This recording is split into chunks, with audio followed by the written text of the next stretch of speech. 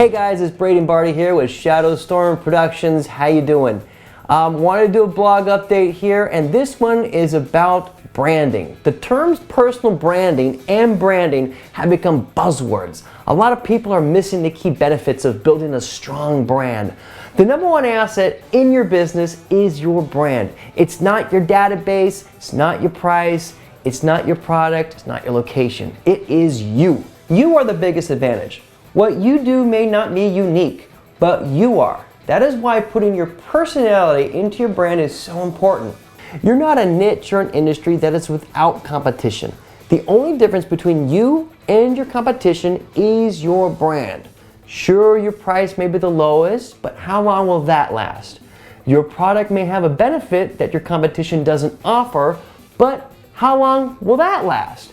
At some point, your competition will match you. The one element they cannot match is your brand. There are a lot of businesses that make shoes, but there's only one Nike. When my accountant does a good job, I say, "Hey, Dave, you did an awesome job." I don't say, "Hey, CPA services, blah, blah, blah, you really did a good job." No, your customers are the same.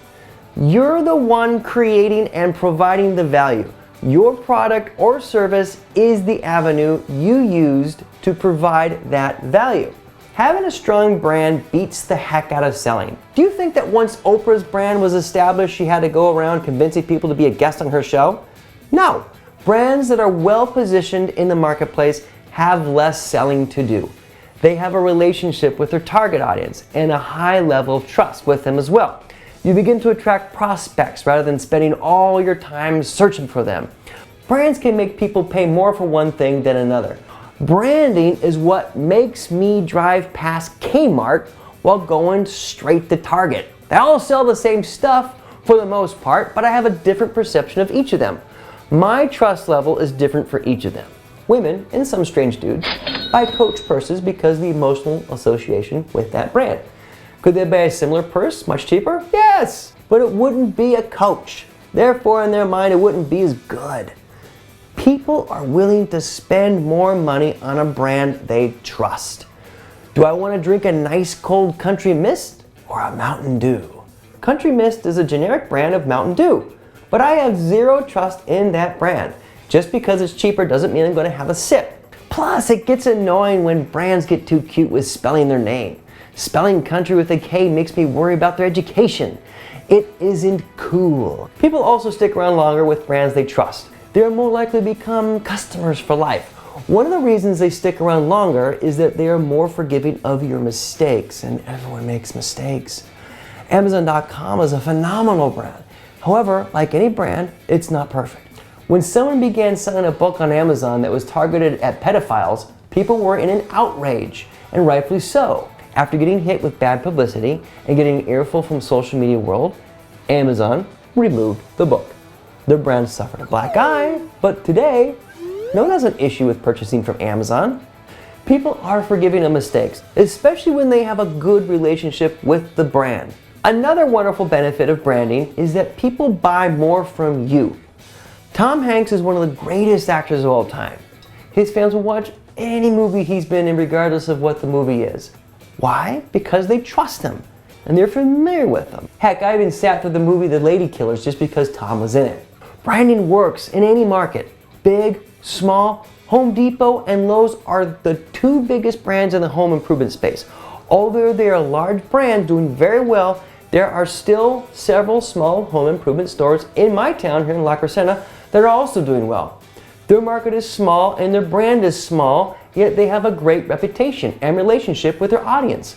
A strong brand gives prospects a comfort level so they actually pre-qualify themselves. They respect you and know if they are a fit with your brand. Even brands that are focused on mass-producing products can and do benefit from personal branding. It's still real people at the company creating those products and providing those services. It's easy to abandon a faceless brand. Let's face it, the corporate voice doesn't work well anymore. There is no gap between traditional corporate branding and personal branding. Personal brands can coexist with a company brand. Richard Branson is the founder of Virgin, one of the world's largest brands. He is perhaps the most visible and well-known personal brand within a larger brand. Richard has allowed us to get to know him and his dreams for the world because of the fondness we have for him. We have a fondness for Virgin as well. The Ultimate Fighting Championship, or UFC, really understands how personal branding can connect with their fans. They are encouraging their fighters to tweet as much as possible. Dana White, president of UFC, is giving them incentives for doing so. They understand that personal brands from their fighters reinforce the UFC brand overall. They're giving their fans a chance to connect and engage with their favorite fighters. Your desired outcomes for your brand are to establish your personal brand as an authority in your field. Showcase your credibility and build real relationships and trust with your target audience. The world doesn't need another corporate brand, it needs you. We need your input. We need your advice, message, and solutions.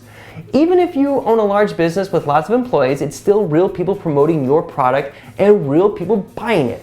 People do business with people. They connect and engage with people. Corporate branding is no longer an effective strategy.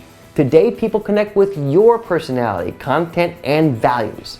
The big benefit of having a powerful brand is that you attract businesses rather than having to chase people down and beg for it. The more well-known you are, the more successful you will be.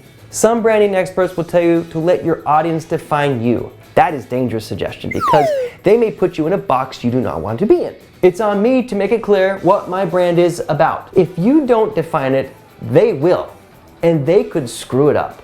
Personal branding is extremely effective, and 99% of the strategies you can implement to build your brand are free. Your brand works for you or against you, but it always works. Hey, I'm Braden Barty, and that's my quick tip on branding. See you next time.